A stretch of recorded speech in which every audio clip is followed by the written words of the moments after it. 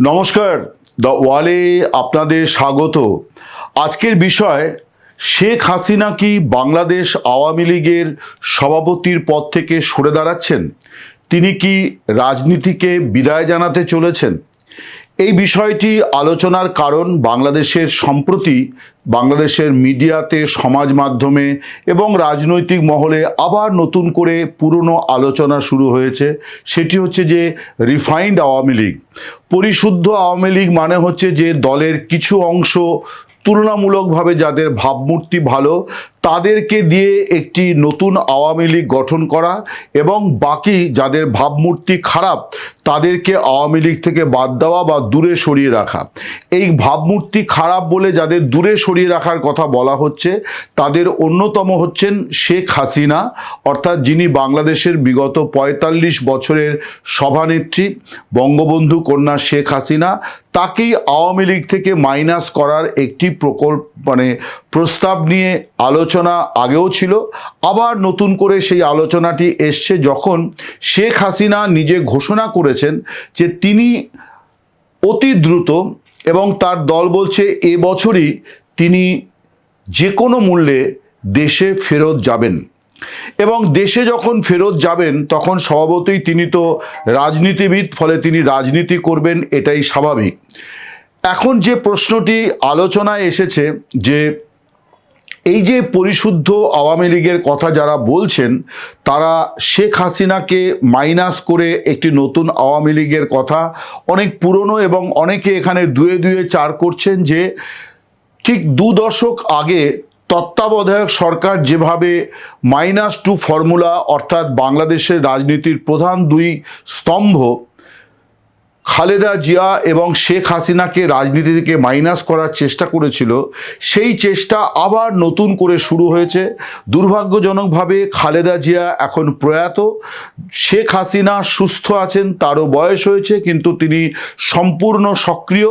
তাকেও রাজনীতি থেকে মাইনাস করার জন্যেই এই পরিশুদ্ধ আওয়ামী লীগের প্রস্তাবটি আনা হয়েছে। এখন শেখ হাসিনার পুত্র সজীব ওয়াজেদ জয় এই আলোচনাকে খানিকটা উস্কে দিয়েছেন এই জন্যে যে তিনি কয়েক মাস আগে একটি আন্তর্জাতিক সংবাদ মাধ্যমকে বলেছিলেন যে তার মায়ের বয়স হয়েছে, তার মা দেশে ফিরে গিয়ে তিনি রাজনীতি থেকে অবসর নেবেন এবং দলের সভাপতির পদ থেকেও তিনি সরে দাঁড়াবেন। এখন এই কথাটি নিয়ে আমি পরবর্তীকালে আওয়ামী লীগের নানান স্তরের লোকজনের সঙ্গে কথা বলি। আমি কারো কাছ থেকেই এই কথাটার কোনো সায় পাইনি। তারা বলেছেন যে না, দলে এই ধরনের কোনো আলোচনা কখনোই হয়নি, বরং বিগত 2টি কাউন্সিলে আওয়ামী লীগ নেত্রী স্বয়ং বলেছিলেন যে আমার বয়স হচ্ছে, ফলে নতুন নেতৃত্বকে আনা দরকার, আপনারা নতুন সভাপতি বেছে নিন, কিন্তু দল তাতে সায় দেয়নি। এবং আমি যেটা খোঁজ খবর নিয়ে জেনেছিলাম যে সজীব ওয়াজেদ জয় এই কথাটি কোনো বিশেষ কারণে বলে থাকতে পারেন, কিন্তু একান্তই তার ব্যক্তিগত কথা, এটা আওয়ামী লীগের কোনো সিদ্ধান্ত করা কোনো বিষয় নয়, আওয়ামী লীগে এরকম কোনো সিদ্ধান্ত হয়নি। আমি শেখ হাসিনার কাছেই এই বিষয়টি জানতে চেয়েছিলাম যে সজীব ওয়াজেদ জয় যে সাক্ষাৎকার দিয়েছেন এবং যে কথা তিনি বলেছেন, এটা কি সজীব ওয়াজেদের কথা নাকি মায়ের কথা পুত্র বলেছেন, কোনটা? অর্থাৎ সজীব ওয়াজেদ জয় যে কথা বলেছেন সেই কথাটি কি শেখ হাসিনার কথা? শেখ হাসিনা বলেছেন যে তার পুত্র সঠিক কথাই বলেছেন, তার কারণ তিনি মনে করেন যে রাজনীতি কেন, যে কোনো পেশাতেই একটা অবসর বলে একটা বিষয় থাকা উচিত, অর্থাৎ একটা স্তরে গিয়ে সরে যাওয়া উচিত। যদিও তিনি বয়স বা শারীরিক সক্ষমতা এই বিষয়গুলি বলেননি, তিনি বলেছেন যে একটা পর্যায়ে গিয়ে সরে যাওয়া উচিত। সেই সঙ্গে তিনি বলেছেন যে সেদিক থেকে সজীব ওয়াজেদ জয় একদম সঠিক কথাই বলেছেন এবং শেখ হাসিনা আমাকে স্মরণ করিয়ে দিয়েছেন যে ইতিপূর্বে তিনি 2বার দলের সভাপতির পদ থেকে সরে দাঁড়ানোর জন্যে সংশ্লিষ্ট কাউন্সিল, যেখানে আওয়ামী লীগের নতুন কমিটি নির্ধারিত হয়, সেই কাউন্সিলে তিনি বলেছিলেন যে নতুন নেতৃত্ব এবং নতুন সভাপতি বেছে নেওয়ার, কিন্তু দল রাজি হয়নি, তাই তিনি সভাপতি পদে আছেন।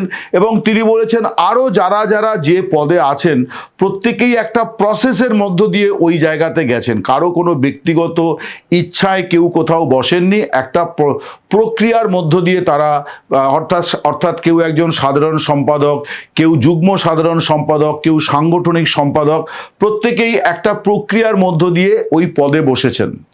শেখ হাসিনার কাছে আমি তবু এই বিষয়টি স্পষ্ট জানতে চেয়েছিলাম যে তাহলে এই বিষয়টি কবে তিনি সরে যাবেন, এইটা আমি তার কাছে জানতে চেয়েছিলাম। তিনি যে উত্তরটি দিয়েছেন সেটি আমি আপনাদেরকে বলি। তিনি বলেছেন যে তার সামনে কতগুলি কাজ আছে এবং তিনি মনে করেন যে তার সরে যাওয়া উচিত, কিন্তু একই সঙ্গে তিনি মনে করেন যে চলতি পরিস্থিতিতে তার সরে যাওয়াটা হবে একেবারেই ব্যক্তি স্বার্থ এবং হঠকারিতা।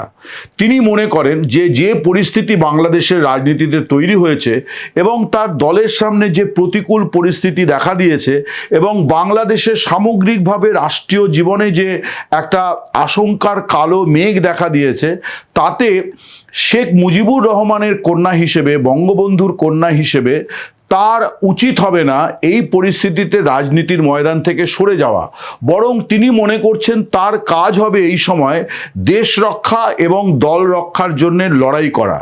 তিনি বলেছেন যে বাংলাদেশকে অসাম্প্রদায়িক বাংলাদেশ, ধর্মনিরপেক্ষ বাংলাদেশ, প্রগতিশীল বাংলাদেশ এবং একটা উন্নয়নের বিরাট বড় পরিকল্পনা আবার নতুন করে বাস্তবায়ন করা তার সংকল্প, এবং এই কাজগুলি যারা করতে পারবেন সেই নতুন নেতৃত্বকে তৈরি করা এবং যারা আগামী দিনে মুক্তিযুদ্ধের চেতনাকে ভিত্তি করে বর্তমান পরিস্থিতির সঙ্গে রাজনীতিকে মিলিয়ে দেশ এবং দলকে পরিচালনা করতে পারবেন, এই রকম লোকজনের হাতে তিনি ক্ষমতা অর্থাৎ দলীয় দায়িত্ব সমর্পণ করবেন। কিন্তু এই মুহূর্তে যে সংকটময় পরিস্থিতি চলছে দলের জন্য এবং দেশের জন্য, এই সময় রাজনীতির ময়দান থেকে তার চলে যাওয়াটা হবে পলায়ন করা। তিনি এই পলায়নে বিশ্বাস করেন না, তিনি ফাইট করবেন, তিনি পরিস্থিতির পরিবর্তন ঘটাবেন, দলের পক্ষে দেশের পক্ষে পরিবর্তন করাবেন, গুণগত পরিবর্তন করাবেন।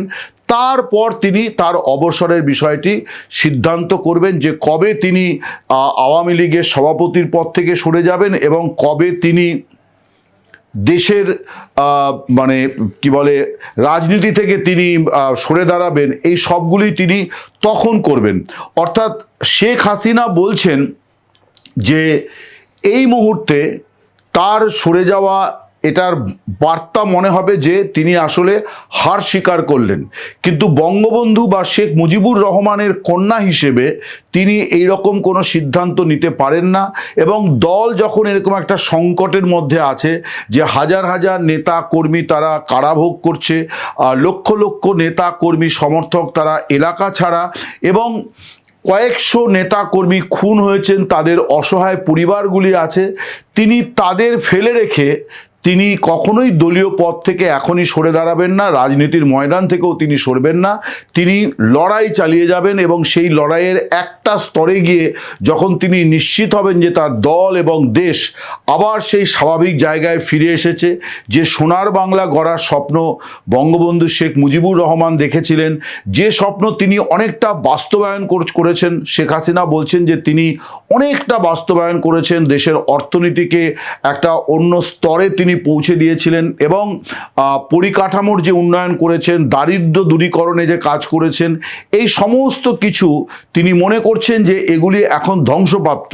ফলে এই ধ্বংসের হাত থেকে দেশকে রক্ষা করাটাও তিনি মনে করছেন তার পবিত্র কর্তব্য। এই শব্দটি তিনি বলেছেন যে এটা তার পবিত্র কর্তব্য, যে এই রাজনৈতিক লড়াইটি এখন চালিয়ে যাওয়া এবং আগামী দিনে এই রাজনৈতিক লড়াইটিকে আরও শক্তিশালী করাটা তার সংকল্প বা অঙ্গীকার এবং পরিকল্পনা। যে কারণে তিনি বলছেন যে অবশ্যই তিনি মনে করেন যে রাজনীতিবিদদের অবসরে যাওয়া উচিত, অবশ্যই তিনি মনে করেন যে দলীয় সভাপতির পদ তিনি ছেড়ে দেবেন, কিন্তু তিনি বলছেন যে এই পদ ছেড়ে দেওয়া, রাজনীতি থেকে সরে দাঁড়ানোর এইটা আদর্শ সময় নয়। এইটা আদর্শ সময় নয় এই কারণে যে এই সময় আসলে তার আরও বেশি করে সক্রিয়ভাবে ময়দানে থেকে রাজনীতি করা দরকার। তাই তিনি ফাঁসির সাজা মাথায় নিয়েই তিনি স্বদেশে ফিরতে চান এবং মামলার মুখোমুখি হতে চান, এবং সেই মামলায় তার যদি ফাঁসি হয় তাহলে হবে। তিনি বলছেন যে পাকিস্তানের কারাগারে বঙ্গবন্ধুকে যে সেলে আটকে রাখা হয়েছিল তার পাশেই তার কবর খুঁড়ে রাখা হয়েছিল, কারণ ষড়যন্ত্র হয়েছিল যে তাকে ফাঁসি দিয়ে একটা সাজানো মামলায় সাজানো বিচারের পর তাকে ফাঁসি দিয়ে দ্রুত তাকে মানে কবরস্থ করা হবে। শেখ হাসিনা বলছেন যে আমি সেই মানুষটির কন্যা যার রক্ত আমার শরীরে বইছে, ফলে আমি এই রকম কোনো প্রতিকূল পরিস্থিতিতে সরে যাওয়ার পাত্রী নই। আমার বাবার রাজনীতি থেকে আমি যতটুকু যা শিখেছি তাতে প্রতিকূল পরিস্থিতিতে আরও বেশি সক্রিয়ভাবে রাজনীতি করতে হবে, এই লড়াইটা তিনি করবেন। সে কারণে তিনি বলছেন যে তিনি বাংলাদেশে আওয়ামী লীগের পুনর্জাগরণ, বাংলাদেশের সার্বিক রাজনৈতিক পরিস্থিতির গুণগত পরিবর্তন, বাংলাদেশে গণতন্ত্র পুনরুদ্ধার, বাংলাদেশকে উন্নয়নের রোডম্যাপে আবার নিয়ে আসা, এই সমস্ত কাজ করে তবেই তিনি রাজনীতিকে কখনো বিদায় জানানোর কথা ভাববেন এবং দলের সভাপতির পদও তিনি তখন ছেড়ে দেবেন। কিন্তু এখন সেটা আদর্শ সময় নয় বলেই তিনি মনে করছেন। নমস্কার, শুভরাত্রি, সকলে ভালো থাকবেন।